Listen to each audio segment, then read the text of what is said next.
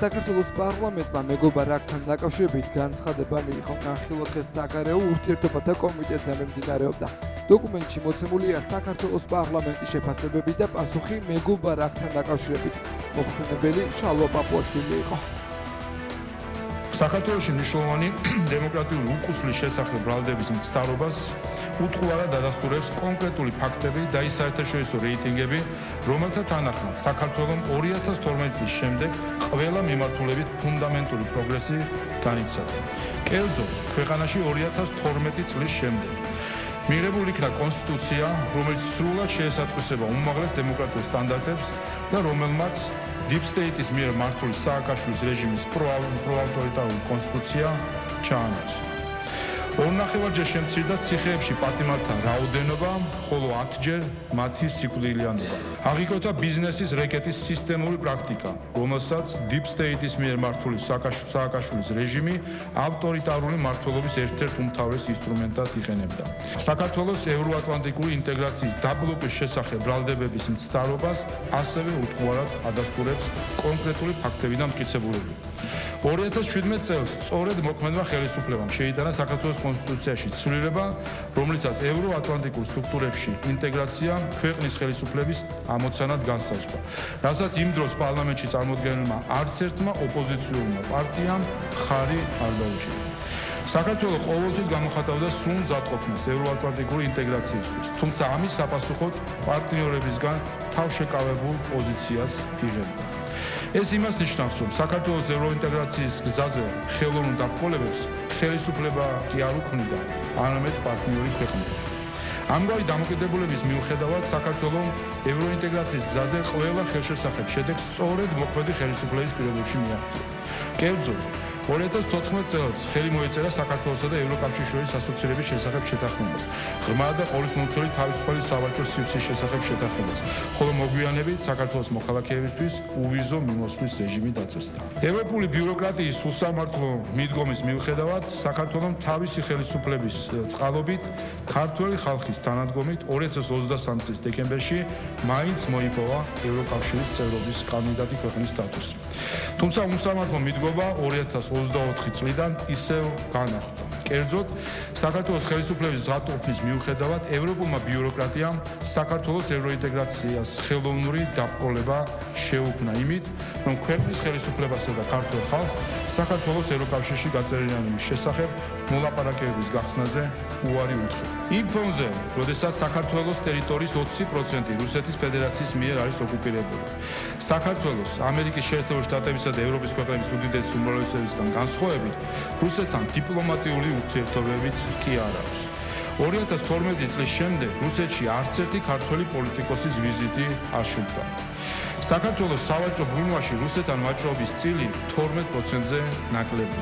რუსეთის ფედერაციასთან საქართველოზე ბევრად მჭიდრო ურთიერთობები აქვს საქართველოს ყველა მეზობელ ქვეყანას, აგრეთვე მოლდოვას, რომელიც DST-ს წევრად რჩება და რომლის პოლიტიკოსები რუსეთში ვიზიტებსაც არ ერიდებიან. საქართველოს პარლამენტი ყურადღებით აკვირდება პრეზიდენტ ტრამპის ოპტიმისტურ განცხადებებს ჩინეთთან თანამშრომლობის გაღრმავების შესახებ. ამ ფონზე სრულიად გაუგებარია ამერიკის შეერთებული შტატების საყვედური საქართველოს მიმართ ჩინეთთან ურთიერთობებთან დაკავშირებით. იგივე იქნება საქართველოსა და ირანის ურთიერთობებზე, რომლებიც სამწუხაროდ იმ დონისაც კი არ არის, როგორც ირანს რეგიონის სხვა ქვეყნებთან აქვს. აღსანიშნავია, რომ ამერიკის შეერთებულ შტატებში ირანთან დაკავშირებით სპეკულაციების საბაბად იქცა საქართველოს პრემიერ-მინისტრის დასწრება ირანის პრეზიდენტის ინაუგურაციას, რომელშიც რეგიონის ყველა სახელმწიფოს უმაღლესი წარმომადგენელი მონაწილეობდა. ინაუგურაციას ამერიკის შეერთებულ შტატებთან სტრატეგიული პარტნიორობის მქონე სახელმწიფოებისა და ევროკავშირის წარმომადგენლებიც ესწრებოდნენ. ყველა ეს სიცრუე და უსამართლობა ადასტურებს, რომ ეგრეთ წოდებული მეგობარი აქტი საქართველოსადმი Deep State-ის უხეში ტრული დამოკიდებულებით არის ნაკარნახევი. პარლამენტი ისე მთელი დანარჩენი ქართული ოცნება არის ისტერიკაში ახლა, იმიტომ რომ ისინი ხდებიან თუ რამხელა ფასის პოლიტიკური ფასის გადახდა მოუწევთ იმ შემთხვევაში, როდესაც მეგობარი მეგობარი აქტი გავლა ბოლოში. აგრეთვე მე მგონი ეს დეზილუზია მოხდა მათ თავებში და გაიაზრეს რომ მეგობარ აქტს მიიღებენ. საბოლოო ჯამში არავის არ აინტერესებს არც შეერთებულ შტატებს და არც საქართველოში კობახიძის წერილს რაც დაამატებს არალეგიტიმური პარლამენტი მარტო იმიტომ რომ ის არალეგიტიმურია. მიმარშია რომ ძალიან კარგია ამ განცხადებას თუ დადებენ და დააჩქარება სენატში მეგობარი აქტის მიღებას. არა ის კონგრესმენები შეიცვლიან მოსაზრებას, იტყვიან რომ ქართველი ხალხი უნდა დაიკიდონ ფეხებზე, დემოკრატიული საზოგადოების განვითარება ზუარი უნდა თქვან და უნდა გაყვნენ შალვა პაპუაშვილის პოლიტიკურ ნებარს. ამას იტყვიან რა თქმა უნდა. ეს იმდენად მნიშვნელოვანი იქნება ეს განცხადება, რასაც გააკეთეთ. მარაზმში არა. ეს კიდევ ერთხელ გვაუწყებს და გვაჩვენებს და ადასტურებს ჩვენი ეგრეთ წოდებული ხელისუფლების უსუსურობას იმასთან დაკავშირებით, რომ მათ ვერ დაალაგეს ურთიერთობები ამერიკის შეერთებულ შტატებთან, რადგან ამის მოლოდინი მათ შექმნეს 20 იანვრიდან დაწყებული, უკვე მეოთხე თვე არის, ისინი ფაქტიურად ვერ ლაგდებიან ამერიკის შეერთებული შტატების ახალ ადმინისტრაციასთან და ამ ყველაფრის შემდეგ მათ ჰქონდათ მოლოდინი, რომ მეგობარი აქტის განხილვა არ განახდებოდა სენატში, თუმცა ჩვენ ხედავთ, რომ სენატში განიხილეს და დიდი ალბათობით ამერიკის შეერთებული შტატების პრეზიდენტი მოაწერს ამ აქტს ხელს. ოფიციალურად მიიღო კონგრესმა გადაწყვეტილება ამასთან დაკავშირებით. რასაკვირველია, პარლამენტს ევალება თავის პოზიცია გამოხატოს იმ საკითხებთან დაკავშირებით, რომელიც აი ამ ეგრეთ წოდებულ მეგობარ აქტში იქნა გაშფერებული. პუნქტების მიხედვით რომ შევაჯამოთ, თავარი თემა კეთდება, თავარი აქცენტები კეთდება იმაზე, რომ თურმე საქართველოს ჩართულია რაღაც ურთიერთობებში, შეუსაბამო ამერიკის შეერთებულ შტატების ინტერესებთან, შეუსაბამო ურთიერთობებში რუსეთთან, ჩინეთთან, საქართველოს. არასოდეს ნაბიჯი არ გადაუდგია რაიმე ამერიკის შეერთებული შტატების ინტერესების საწინააღმდეგოდ ჩვენ ტერიტორიაზე, რასაკვირველია. თუნდაც რეგიონში. არამედ პირიქით ყოველთვის სანდო და დასაყრდენი პარტნიორი იყო მისი. მეათე მოწვევის პარლამენტი უახლოეს ქართულ ისტორიაში შემოbrunების წერტილად იქცა, რადგან ის სუვერენიტეტის განმტკიცების და ეროვნული ინტერესების დაცვის მტკიცე და გარბედულ პებულს წარმოადგენდა. მეათე მოწვევის პარლამენტის მიერ განვლილი 4 წელი ახსავსე იყო წინააღმდეგობებით, უცხო გავლენებითა და შიდა საქმეებში ჩარევით, დესტრუქციული ჯგუფების მიერ სახელმწიფო საფუძვლების რყევით, ინტერესის ჯგუფების მიერ პოლიტიკური ფრონტის გახსნით, ხალატით, დივერსიით და მტირსა და მოყვარის მიერ დაგებული ხაფანგებით. ასე დაიწყო ყოველწლიური ანგარიში პარლამენტის თავმჯდომარემ შალვა პაპუაშვილმა. როგორც პაპუაშვილმა სიტყვით გამოსვლისას განაცხადა, მეათე მოწვევის პარლამენტს ბევრის გადატანა მოხდა და სწორედ ასეთ რთულ დროს გამოჩნდა ქართველი ხალხის ერთგულება, სიბრძნე და ნდობა. მეათე მოწვევის პარლამენტის მიერ განვლილი 4 წელი ახსავსე იყო წინააღმდეგობებით, უცხო გავლენებითა და შიდა საქმეებში ჩარევით, დესტრუქციული ჯგუფების მიერ სახელმწიფო საფუძვლების რყევით, ინტერეს ჯგუფების მიერ პოლიტიკური ფრონტის გახსნით, ღალატით, დივერსიით და მტრისა თუ მოყვრის მიერ დაგებული ხაფანგებით. რევოლუცია, ცდელობა ნომერი 1, პარტიების რევოლუცია. ყველაფერი დაიწყო 2020 წლის წინასაარჩევნო კამპანიისას, როდესაც ქართული ოცნება ღიად და პირდაპირ იღებდა მინიშნებებს, რომ მიუხედავად საარჩევნო შედეგისა თუ ხალხის ნებისა, უნდა დაეთმო ხელისუფლება. 2020 წლის 31 ოქტომბრის არჩევნებში ქართულმა ოცნებამ დამაჯერებელი გამარჯვება მოიპოვა, რომელსაც ნაცმოძრაობის ირგვლივ კონსოლიდირებულმა ოპოზიციამ ტრადიციულად გაყალბებული უწოდა. ჩვენ ვიხილეთ რამდენიმე კვირიანი კამპანია, დემონსტრაციები და ცესკოსთან გამართული პროტესტი, რომელიც ერნჯეო სამართლიანი არჩევნების გაყალბებულ პარალელურ დათვლის შედეგებს ეფუძნებოდა. მეათე მოწვევის პარლამენტი 2020 წლის 11 დეკემბერს შეიკრიბა და დაანონსა, რომ შექმნიდა საგამოძიებო კომისიას, რომელიც სხვა საკითხებთან ერთად პარალელური დათვლის შედეგების გაყალბების საკითხსაც შეისწავლიდა. იმავე დღეს საპარლამენტო გამოძიებით შეშინებულ სამართლიან არჩევნებს საკუთარი ტყუილის საჯაროდ აღიარება მოუწია. მოგვიანებით კი სხვა აღიარებაც მოვისმინეთ, რომ ყალბი შედეგების გავრცელებაში სამართლიანი არჩევნების დონორი ამერიკის შეერთებული შტატების განვითარების სააგენტოს USAID იყო ჩართული. ეს იყო პირველი შემთხვევა, როდესაც ქართულმა საზოგადოებამ ამხილა ის, რაც 4 წლის შემდეგ ამერიკის შეერთებული შტატების ახალმა ადმინისტრაციამ გამოაშკარავა. 2021 წლის თებერვალში ვიხილეთ გიორგი გახარიას შესრულებით დადგმული სპექტაკლი, რომელმაც ჯერ ერთ დღეს ნიკამელიასთვის სადეპუტატო იმუნიტეტის მოხსნა კატეგორიულად მოგთხოვა, მეორე დღეს კი, როცა დაპირებისამებრ ეს გადაწყვეტილება უნდა აღესრულებინა, ერთი სელფი გადაიღო და წავიდა. იმ დროისთვის თითქოს ამოუხსნელ ნაბიჯზე პასუხი საზოგადოებამ სულ ახლახან საგამოძიებო კომისიის მიერ მისი გამოკითხვის შედეგად მიიღო, როდესაც მას ტყუილის რამდენიმე მცდელობის შემდეგ მოუწია ეღიარებინა, რომ სახელმწიფოს ამომრჩეველს პოლიტიკურ გუნდს უღალატა და ეს გალატის აქტი ჩაიდინა ხელისუფლების ჩამოშლის მიზნით ერთ-ერთ ელჩთან შეთანხმებით. 2021 წლის გაზაფხულზე ქართული ოცნება დათანხმდა შარლ-მიშელის შუამავლობით წარმართულ პოლიტიკურ პროცესში მონაწილეობას, რომელიც პარტიების მცირე ნაწილთან შეთანხმებით დასრულდა. აღმოჩნდა, რომ მედიატორად მომუშავე ევროპელი და ამერიკელი მეგობრები საკუთარ მანდატს თავისებურად აღიქვამდნენ და მათი მიზანი იმაზე მეტი იყო, ვიდრე უბრალოდ ორ მხარეს შორის შუამავლობა. ეს იყო პირველი ინდიკატორი, რომ ის, ვინც თავს მიუკერძოებელ შუამავლად გვაჩვენებდა, სინამდვილეში საკუთარი დღის წესრიგით მოქმედი პოლიტიკური აქტორი იყო. რევოლუცია, ცდელობა ნომერი 2. მედია მუშაკთა რევოლუცია. შეთანხმების მიუხედავად, რადიკალური ოპოზიციის მთავარმა ბირთმა უარი თქვა დოკუმენტის ხელმოწერასა და პარლამენტში შესვლაზე, რითიც გააგრძელა პოლიტიკური პოლარიზაციის პროცესი და კრიზისული ვითარების ესკალაციის მცდელობა, რომლის გამოყენებაც სწორედ თვითმმართველობის არჩევნებზე უნდა მომხდარიყო. სწორედ ამიტომ ქართულმა ოცნებამ 2021 წლის ივლისის ბოლოს 19 აპრილის შეთანხმება დატოვა და საარჩევნო კამპანია დაიწყო.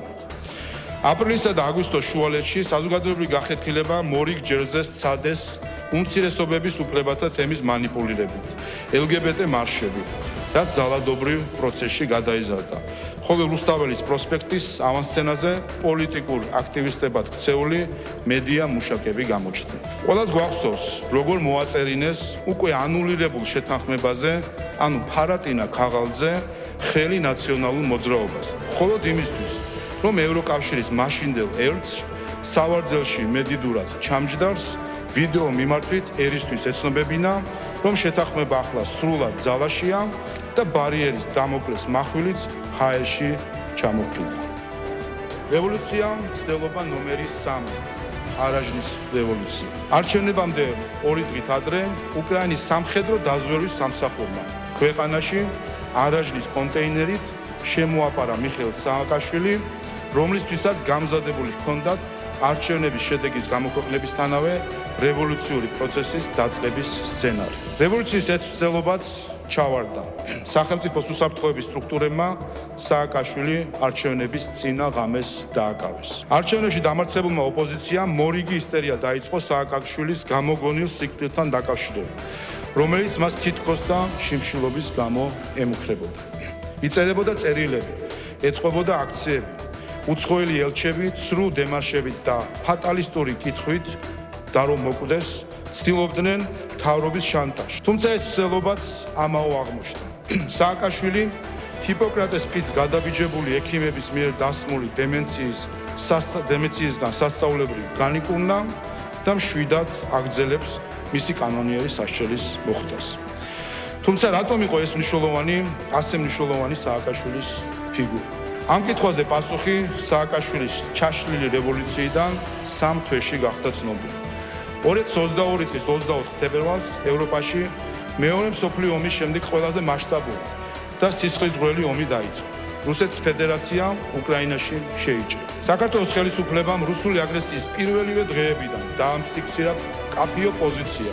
სოლიდარობა გამოუცხადა უკრაინას, ჩაერთო ჰუმანიტარული დახმარების მიწოდების პროცესში, რამშტაინის ფორმატში, ბოლომდე დატოვა დიპლომატიური მისია კიევში, დაგმო ომი და დადგა მშვიდობის მხარეს.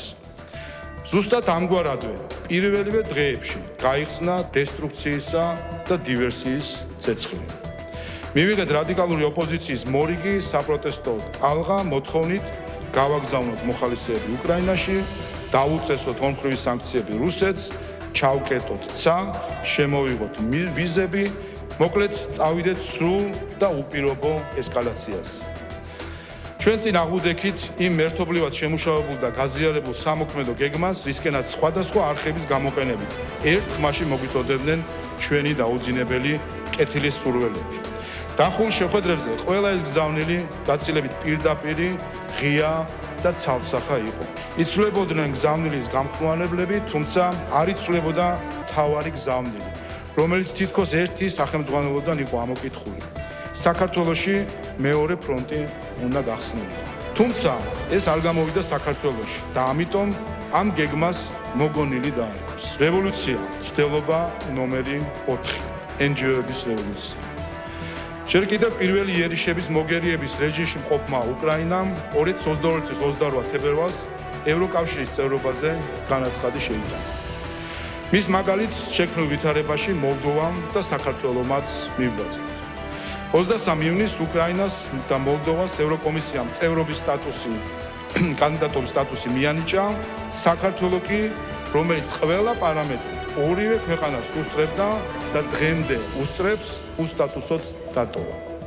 ერთადერთი შედეგი, რაც ამ პოლიტიკურად მოტივირებულმა გადაწყვეტილებამ მოიტანა, ეროვნული ინტერესების საპირისპიროდ და საომარი დღის წესრიგის სასარგებლოდ რადიკალური მოძრაობის წახალისება იყო. პარტიების და მედიების წარუმატებელი რევოლუციის შემდეგ რუსთაველის სცენა ამჯერად NGO-მა დაიკავეს და მორიგი რევოლუციური სცენარიც ამუშავდა. NGO-ები, რომლებიც ტრადიციულად მხოლოდ დონორების კეთილგანწყობაზე ფიქრობენ და ხალხთან კონტაქტი არ აქვთ, რა თქმა უნდა, აქაც აცდნენ საზოგადოების განწყობას და რევოლუციის ეს ცდელობაც ჩაიშალა. რევოლუცია, ცდელობა ნომერი 5, დონორების რევოლუცია. დონორების მხრიდან ფულის ხარჯვის შედეგებზე პასუხისმგებლობის თავიდან არიდების ფონზე ერთადერთ გზად დარჩა ამ საკითხის საკანონმდებლო რეგულაცია. 2023 წლის გაზაფხულიდან პარლამენტმა დაიწყო საკანონმდებლო პროცესი, რომლის მიზანიც ქართული პოლიტიკის ჩრდილოვანი დაფინანსების გასაჯაროებაა. გამჭვირვალობის შესახებ კანონმა და მის გარშემო აგორებულმა მოვლენებმა ლაკმუსის ქაღალდის როლი შეასრულა. 2023 წელს რევოლუციური მოძრაობის ესტაფეტა პირდაპირ უცხოელმა პოლიტიკოსებმა და დონორებმა ჩაიბარეს და წინა პლანზე გადმოინაცვლეს. სწორედ ამიტომ შეარქვა ერთ-ერთმა ელჩმა პირველმა გამჭვირვალობის ქართულ კანონს რუსული. 2023 წელს ყველა ის უცხოთუში და აქტორი, რომელიც საქართველოში საპარლამენტო არჩევნებზე ზემოქმედებას მოახდენდა, გამოვლენილი და გამოაშკარავებული იყო. სწორედ ამიტომ 2024 წელს ჩვენ გავიარეთ საარჩევნო კამპანია უპრეცედენტო უცხოური ჩარევის ფონზე. ჩვენ გვითხრეს, რომ ეს იქნებოდა ფინალური ბრძოლა. ყველა ერთის წინააღმდეგ. ეს იქნებოდა რეფერენდუმი. საბედნიეროდ, ისტორიის გაკვეთილებსა და ღრმა ცივილიზაციური მეხსიერების მქონე ქართველმა ერმა, ამომრჩეველთა სრულმა უმრავლესობამ ზუსტად დაინახა თუ სად იყო ჭეშმარიტება. რუსული საფრთხე და მისი აღქმა, პოლონური, უკრაინული და ქართული გამოცდილებების მიხედვით ამ სახელწოდების სტრატეგიული დიალოგის საჯარო სესია გაიმართა თბილისში. აქცენტი დეზინფორმაციასა და ჰიბრიდულ საფრთხეებზე გაკეთდა. ამ კონტექსტში ევროკავშირის ელჩმა სასანქციო პოლიტიკასთან დაკავშირებით ისაუბრა და სინანული გამოთქვა მოსალოდნელ შეზღუდვებთან დაკავშირებით.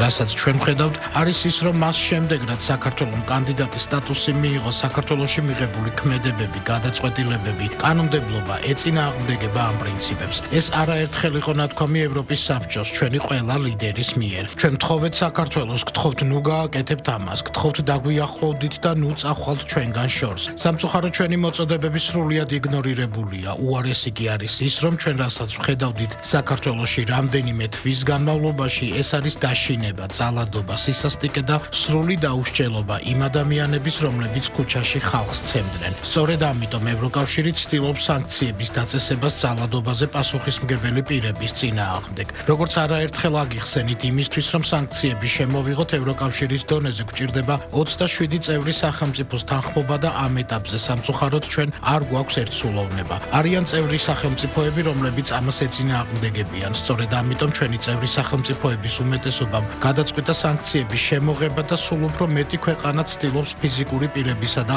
თანამდებობის პირების წინააღმდეგ სანქციების დაწესებას, რომლებიც პასუხისმგებელნი არიან ძალადობაზე თბილისსა და საქართველოს სხვა ქალაქების ქუჩებში. ეს არის ერთმანეთის სტანდარტი. პაველ ხერჩინსკიმ ის გადარჩენია, რომ მიიღოს საქართველოს მოქალაქეობა და შექმნას პოლიტიკური პარტია, რომელიც ყველაზე წინ დადგება იმ ბრძოლის ველზე, რომელიც გამოაცხადა ნაციონალურმა მოძრაობამ. შეადარეთ ვითარება, რა ხდება საქართველოში, როგორ შორდები დემოკრატიას და თურმე სერია როგორ უახლოვდება დემოკრატიას, რომელსაც მინდიარდობით დახმარება გამოუყო ევროკავშირმა. ეს არ არის განცხადება დიპლომატის, ეს არის მიკერძოებული ადამიანის განცხადება და მე ვფიქრობ, აბსოლუტურად უტიფარი იმ ნაწილში, როდესაც საქართველოს მიმართ ითხოვს სანქციებს. საქართველოს, რომელიც 20% ტერიტორია ოკუპირებულია, იმ ხალხის მიზეზით, რომელიც დღეს გვევლინება ჰელსინკის მოკავშირედ საქართველოში. ქვეყანას, რომელსაც ყველაზე მაღალი რეიტინგები აქვს, პრაქტიკულად ემუქრება სანქციები. ამას არ ქვია დიპლომატია, ეს არის პოლიტიკურ ველზე გაჭრილი ჰელსინკი. დროებითი საგამოძიებო კომისიის მორიგის ხმა გაიმართა დილიდან პარლამენტში მოისმინეს ქადაგიშვილების ისტორია. ანა ქადაგიშვილმა ნაციონალური მოძრაობის ხელისუფლების დროს მისი მეუღლისა და შვილის მიმართ რეპრესიები და ზეწოლა გაიხსენა. 2000 წელს ჩემმა მეუღლემ ერთ-ერთი ბანკს დაეხმარა ინვესტიციის შეტანაში და თვითონაც იქ მათი წარმომადგენლად იყო. სანამ ეს იგი ვარდების რევოლუცია მოხდებოდა, მანამდე ჩემ მეუღლეს დაუკავშირდა ნაციონალური მოძრაობიდან მათი წარმომადგენელი და ითხოვეს შეხვედრა ჩემ მეუღლესთან ბანკში. როცა მოვიდნენ ისინი, ჩემ მეუღლეს მოსთხოვეს, რომ აი ვარდების რევოლუციას ვაპირებთ და თქვენ უნდა დაგვაფინანსოთ აუცილებლად ვარდების რევოლუცია. ჩემმა მეუღლემ უარი უთხრა მაშინვე, რომ მე ამას ვერ გავაკეთებ, იმიტომ რომ მე პოლიტიკურ საქმეებში ვერ ჩავერევის, სახელმწიფო საქმეებში. თარგამაძე იყო მაშინ გივი თარგამაძე მოსული, რომელიც ძალიან გაბრაზდა ჩემი მეუღლის პასუხზე და ალბათ ეს ის დღე იყო, როცა მათ ჩვენ შავსიაში შეგვიყვანეს. გვიკავშირდება დათო სააკაშვილის წარმომადგენელი და გვეუბნება, რომ თქვენ უნდა დაითხოვოთ თქვენი იურისტები და ჩემი იურისტებით უნდა შემოვიდეთ. დათო სააკაშვილი სააკაშვილის ძმა. მიხეილ სააკაშვილის ძმა, რომელიც იურისტია და ფირმა ქონდა, ესეთი იურიდიული ფირმა ქონდა. გივი თარგამაძეს იცნობდა თქვენი მეუღლე? არა, არ იცნობდა, იმ დღეს ნახა პირველად. მე მიხვდა ჩემი მეუღლე, რომ ძალიან შემოტევითი, ესე იგი იწულებითი ქმედებები იყო, ასე ვთქვათ, ვაი რო არ ეშვებოდნენ და ბოლო-ბოლო შემოვიდნენ მაინც. 4 წლის 20 ივლისს ამ დროს უკვე ესენი ჩვენ ბანკში არიან იურიდიული სამსახურის ეგენია წარმოებენ, მაგრამ ჩვენს არც დაცვა, არც შემდეგი სასამართლო პროცესები თუ იყო ჩვენი პატიმრობის პერიოდში, მათ არაფერი მე არ გაუკეთებია. ვინ იყვნენ იურისტები? როცა დაგვიჭირეს და შემოვარდნენ სპერტს რაზმით, 6 თანამშრომელი ბინებშიდაც და თანამშრომლების ბინაში, იმიტომ რომ დილას ადრე შემოვარდა სპერტს. როდის მოხდა ეს? ეს მოხდა 2004 წლის 20 ივლისს და ჩემ ბინაშიდაც, რა თქმა უნდა, სპეცნაზით შემოვიდნენ. მთელი корпуსი შემორტყმული იყო, გეგონება ჯარი იდგა. გეგონება მართლა ტერორისტები ვიყავით და რაღაცა ისეთი რო შემოვიდნენ. დახსვეს ესე იგი ჩვენს მისაღებად ოთახში და მაგიდისგან ադրონის უფლება ჩვენ არ გქონდა.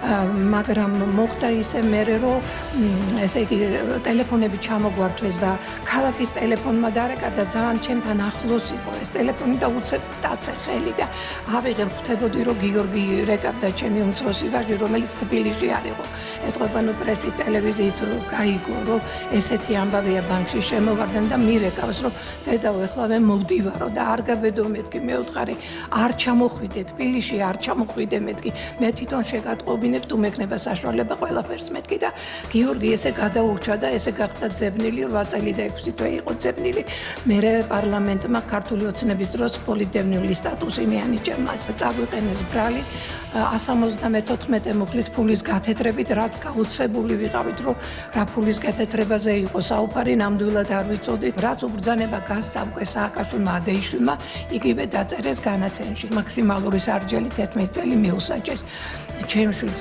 9 წელი ვარჩა მე 5 თვით პატიმრობა და 5 წელი პირობითი მსჯავრი მომწეს დიასახლის ადამიანს რომელიც საერთოდ გაგებაში არ ვიყავი რა ხდებოდა დაახლოებით მე-4 თუ მე-5 დღე იყო ბრიფინგი გამართა ადეიშვილის მოადგილემ კახა კობერიძემ და ბრძანა რომ ამცნო ესეთი რამ საზოგადოებას რომ აი ჩვენო რამოდენიმე დღეშიო გახსენითო ფულის გათეთრებისო საქმეო 10 მილიარდიო გაათეთრა ევრო იმანო რა ქვია ამირან ქადაგიშვილმა პროკურორებს და უთხარი რომ შეგეშალათ მეთქი მეუთხარი თანხა ვერ წაიკითხეთ სწორად და ეს ჩემი ბრალი არ არისო თქვენ ციფრს ვერ კითხულობთ 10 მილიარდი კი არისო იქ იყო 10 მილიონი ევროს კონვერტაცია საზღვარგარეთ გაკეთებული რაც არანაირ დანაშაულს არ წარმოადგენდა და ეს დოკუმენტები რომ მე გადმოვიტანე საზღვარგარეთიდან და მე მუხრენ და მითხრენ რომ შენ თუ არ გაჩერდები შენს მოგიწევს წმინდა გემუქრათ პროკურორები დამემუქრენ. შეხვდით უცხოელებს. შეხვდი უცხოელებს და მეუნებიან რომ აიო ეხლაო ჩვენო მოვახერხეთო აქაო რომ ადეიშვილს შევხვდეთო და ადეიშვილს რომ შეხვდნენ მორიგდნენ სხვათა შორის რომ ადეიშვილი მაგ დროს რა პოზიციაზე? გენერალური პროკურორია ამ დროს. ზურაბ ადეიშვილი საქართველოს გენერალური პროკურორი და ეუბნება რომ ეს ანუ მორიგდნენ იმაზე რომ იმიტომ ხო არა მთავარი მე გამომჩა რომ ლევან პატეიშვილმა შემომთავაზა სანამ ესე იგი ესენი ახალი დაჭერილი არიან ჩემი მეუღლე და ესა დაახლოებით ერთი კვირის რომ აი ადეიშვილმა და სააკაშვილმა შემოგითვალა რომ 20 მილიონს თუ გადაიხდიო მაშინო დავხურავ თუ ამ საქმეს და ყველაო ჩვენი გზითო წავალთო დოლარი ატეიშვილის პირით შემოგითვალთ, რომელიც იყო სააკაშვილის ძმის იურისტი. იურისტის და მეგობარიც. საპროტესტო აქციების დროს დაკავებულ ზვიად ცეცხლაძისა და კიდევ 7 პირის სასამართლო პროცესი მიმდინარეობდა საქალაქო სასამართლოში. სხდომაზე ბრალდების მხარის მტკიცებულებებს იკვლევდნენ. დაიკითხა საქმეში დაზარალებულად ცნობილი სამართალდამცველი ნიკოლოზ ხურცილავა. მისი თქმით აქციის მონაწილეები სამართალდამცველების მისამართით სხვადასხვა მძიმე ნივთებს ისროდნენ, თუმცა მას არ დაურახავს ვინ მიაყენა დაზიანება. სასამართლოში საქმეში დაზარალებულად ცნობილი კიდევ ერთი პოლიციელი ივანე კაპანაძე დაიკითხა. ზვიად ცეცხლაძეს ვეფხვია კასრაძესა და ვასილ კაძელაშვილს ჯგუფური ძალადობის ორგანიზებასა და ხელმძღვანელობასა დავებიან. მათ 6-დან 9 წლამდე თავისუფლების აღკვეთა ემუქრებათ. ბრალდებულებიდან 5-ს გიორგი გორგიძეს, ირაკლი მიმინოშვილს, ინსაფ ალიევს, თორნიკე გოშაძეს და ნიკოლოზ ჯავახიშვილს ჯგუფურ ძალადობაში მონაწილეობასა დავებიან. მათ 4-დან 6 წლამდე თავისუფლების აღკვეთა ემუქრებათ.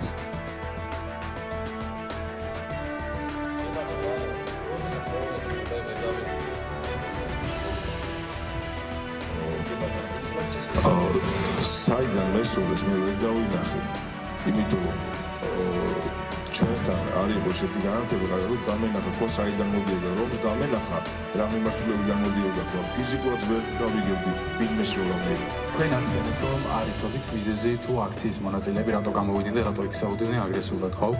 რატო გამოვიდნენ, ვიცოდით აგრესიულად რატო გამოვიდნენ, რატო იქცეოდნენ ეგ არ ვიცოდი. იყო თუ არა თქვენი თანამშრომლების მხრიდან ან თქვენი მხრიდან სიტყვიერი შეურაცხყოფა აქციის მონაწილეების მხრით?